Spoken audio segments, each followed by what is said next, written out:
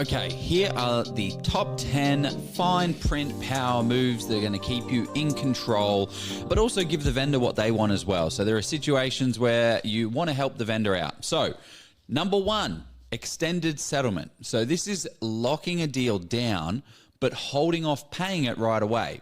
So what you can do is a 6-month settlement, a 12-month settlement, whatever. This gives you the opportunity to get your finances locked down, right?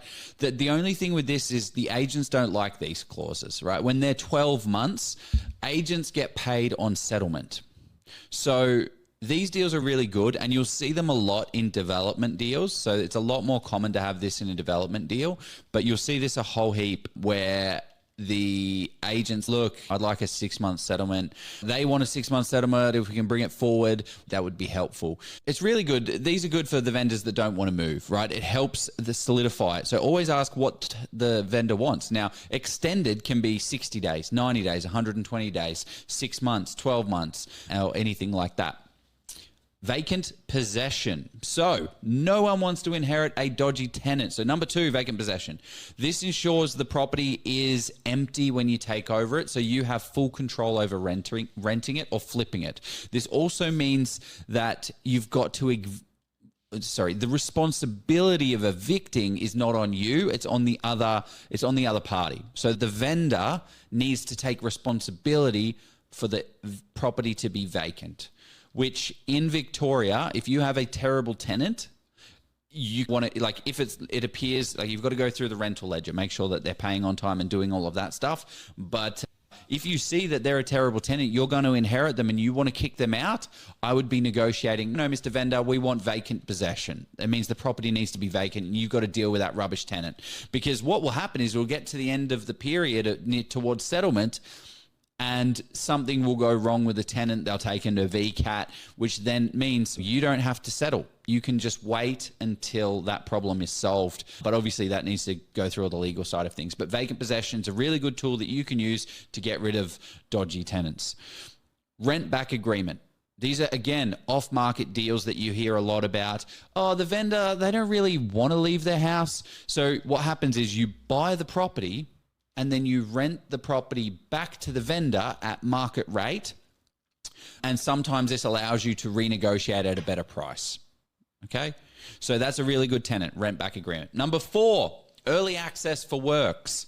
So if you can swing it, it's always good to start a renovation before settlement. It's not always easy to get because the challenge is legally, it's very challenging because if you knock down a wall and settlement doesn't happen, they've then lost a wall.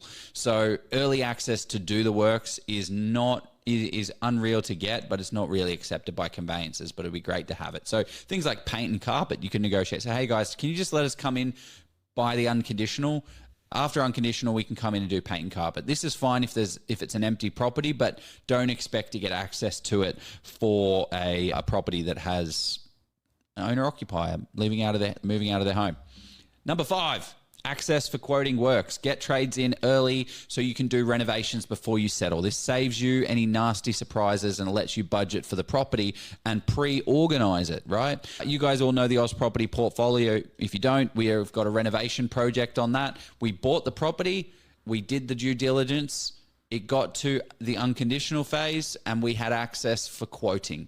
So we got all our tradespeople through, they were able to quote up, and then that saves that 2-3 week period.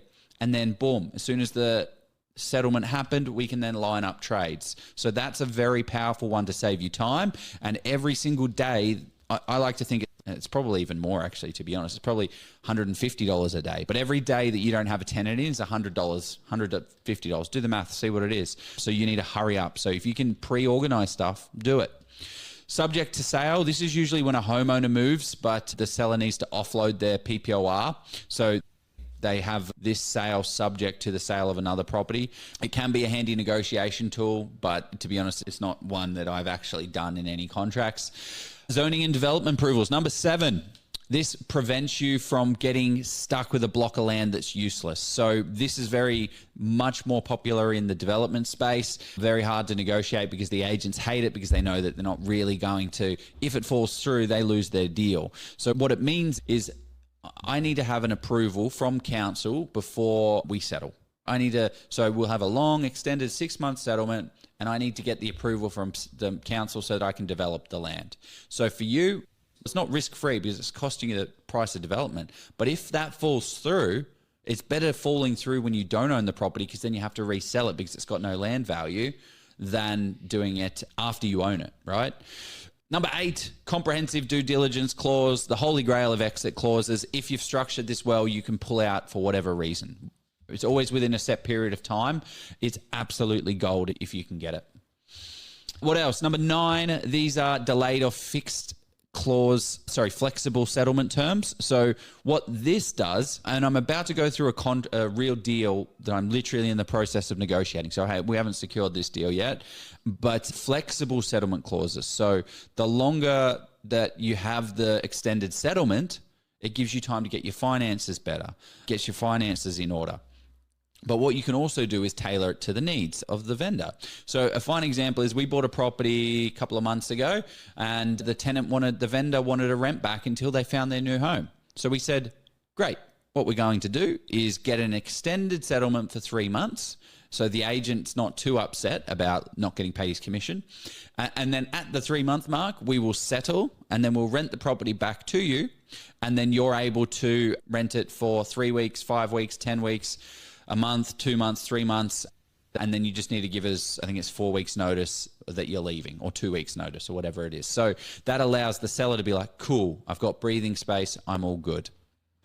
Number 10 is non-refundable deposit for exclusive rights. So throwing down a small non-refundable deposit, say 5K, can lock in the exclusivity to allow you to do due diligence. So this stops the seller from taking any other offers. So it's pretty much getting it under contract and saying, look, it's just a way to sweeten the deal a little bit. So what you do is you say, great, I'm going to give you a non-refundable, like even if I cool off, I'm going to give you $5,000.